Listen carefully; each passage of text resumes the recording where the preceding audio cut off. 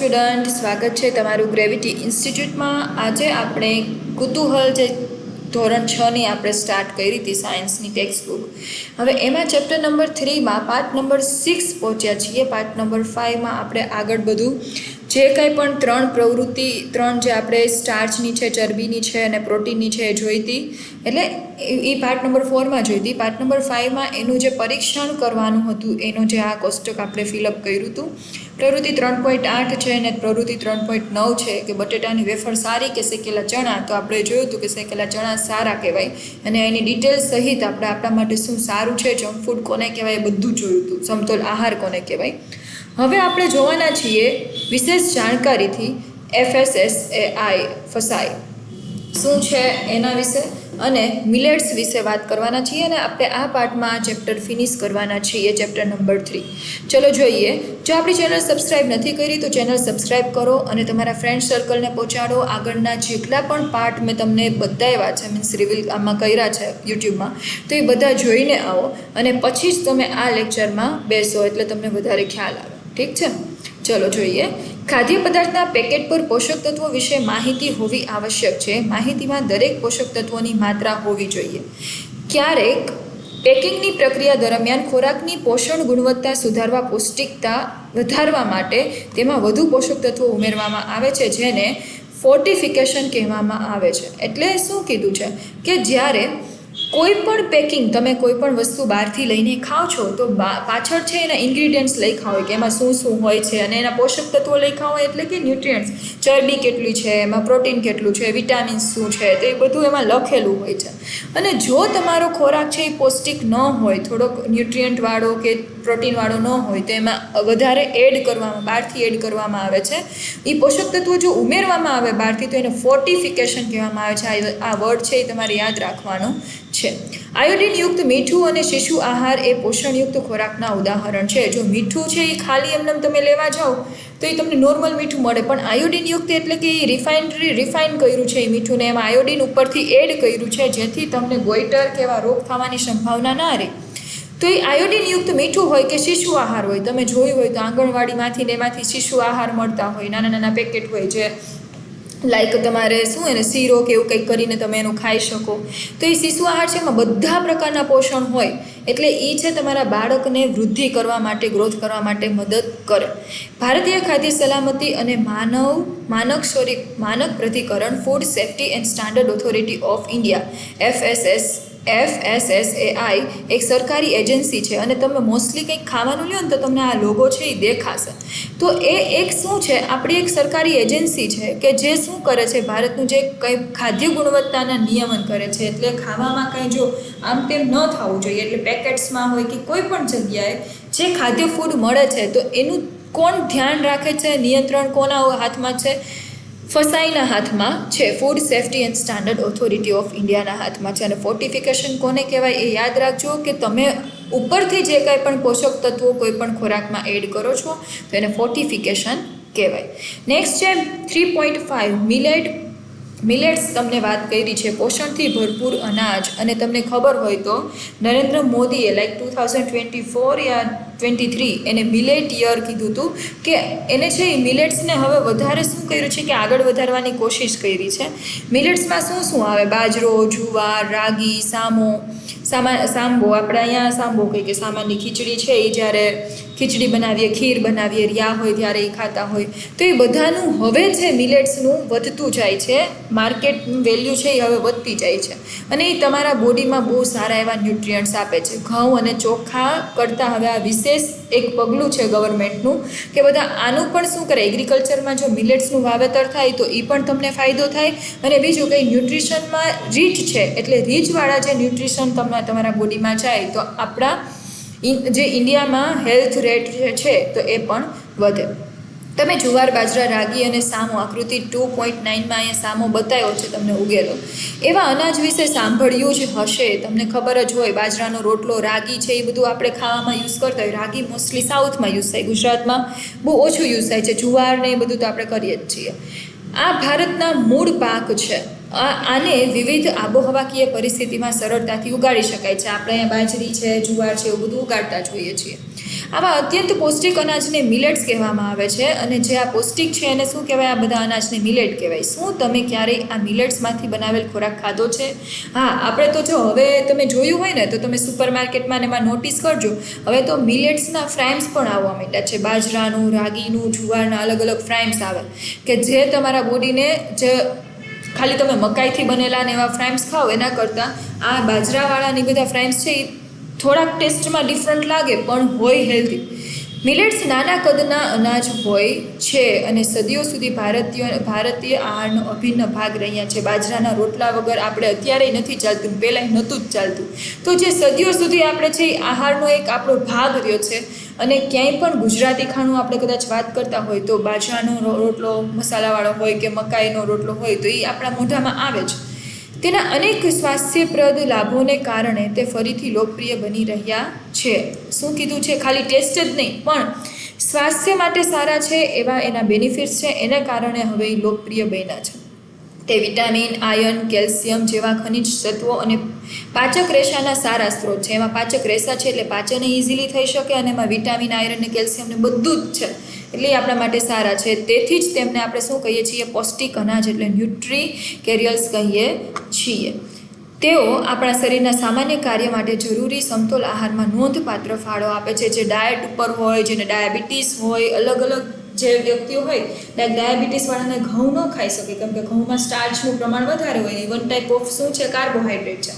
તો કાર્બોહાઈડ્રેટ ખાવાથી શું થાય? ગ્લુકોઝનું પ્રમાણ છે એ તમારા બોડીમાં વધે. તો ડાયાબિટીસવાળા પર્સન છે એ મોસ્ટલી શું કરે? બાજરાનો રોટલો ખાવાનું પસંદ કરે.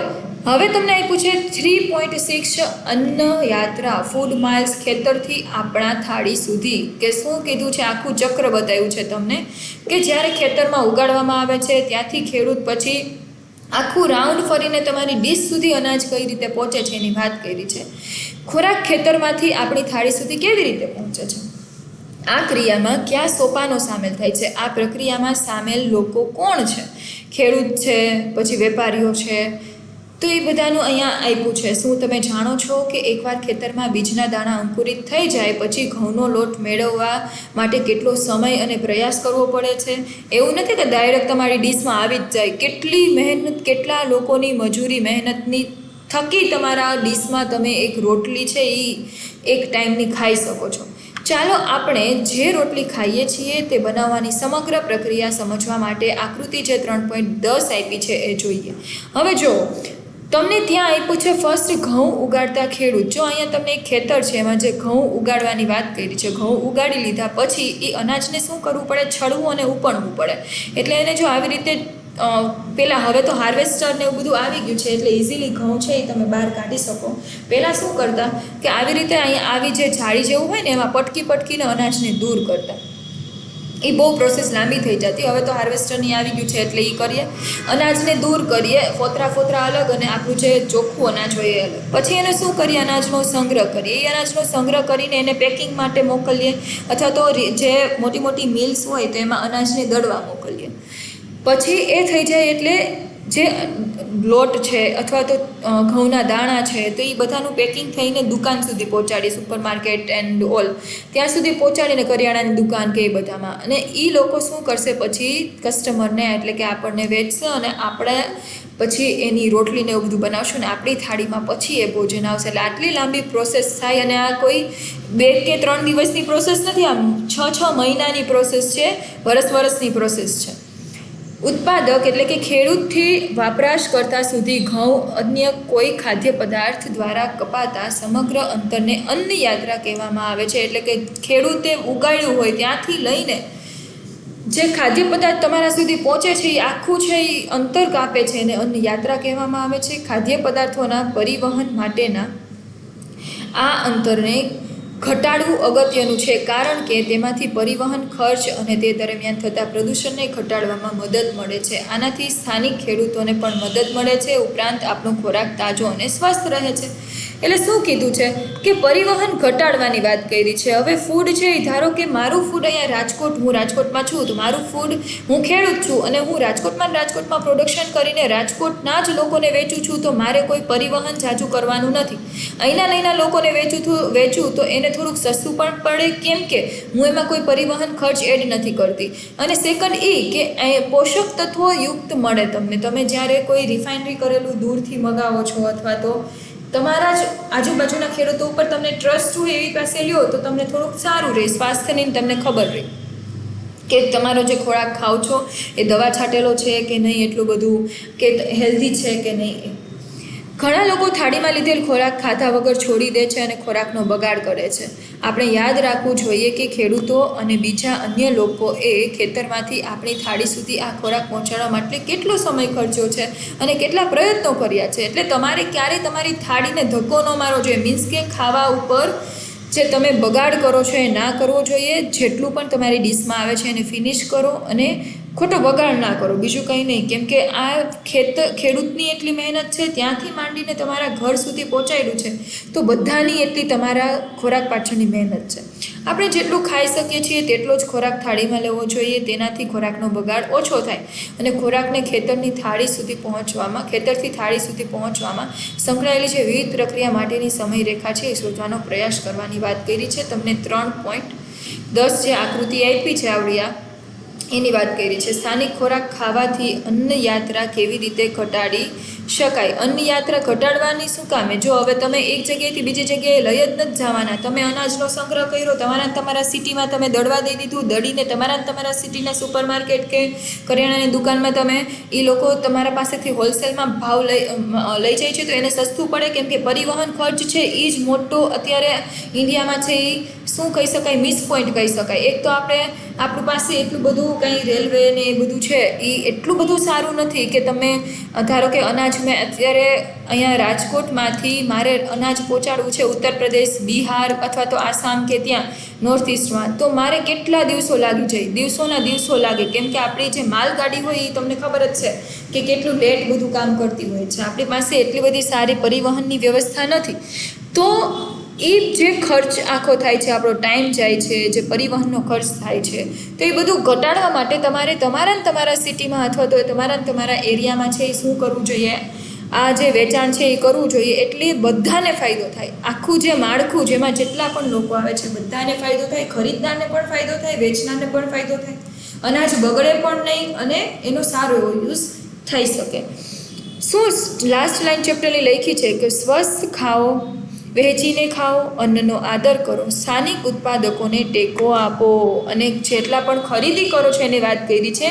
તમે તમારી આજુબાજુના ખેડૂતો પાસેથી ખરીદી કરો, ખોટા લાંબા ના થાવ અને એને ફાયદો થાય એવું કરો. કેમ કે એને ફાયદો થશે તો તમારા સિટીમાં તમને ચોખ્ખું અનાજ છે એ ઇઝીલી પાછું બીજી વખત મળી શકશે. અને હવે તમે જુઓ છો કે અનાજની કટોતી છે એ બહુ વધતી જાય છે. કેમ કે જમીન ઘટતી જાય છે, ઇન્ડસ્ટ્રીયલ એરિયાઝ વધતા જાય છે. ધીરે ધીરે આ ઘટે નહીં એનું ધ્યાન રાખવાનું છે. તો તમારા સ્થાનિક જેટલા પણ ખેડૂતો છે, ઉત્પાદકો છે, એને બધાને તમારે સાથ આપવાનો છે અને સાચું અને સારું ખાવાની વાત કરી છે, વેચીને ખાવાની વાત કરી છે, બગાડ કરવાનો નથી. અહીંયા તમારું ચેપ્ટર નંબર 3 છે એ ફિનિશ થાય છે. હવે આપણે ચેપ્ટર નંબર 4માં પાર્ટ 1 તો આપણે રિલીઝ કરી દીધો છે. મીન્સ કે એનો જે વિડીયો છે મેં તમને ઓલરેડી યુટ્યુબમાં છે એ આપી દીધો છે. તો હવે આપણે ચેપ્ટર નંબર 4માં પાર્ટ 2 જોવાના છીએ નેક્સ્ટ લેક્ચરમાં. મેગ્નેટનું આપણે આ બધું જોઈ ગયા હતા. ન જોયું હોય તો આગળ ખાલી સર્ચ કરીને જોઈ લેજો, એમાં જ તમને આપ્યું છે પાર્ટ નંબર 1. પાર્ટ નંબર 2 હવે નેક્સ્ટ લેક્ચરમાં જોશું. આપણી ચેનલ જો સબસ્ક્રાઈબ ન કરી હોય તો કરી લેજો. Thank you.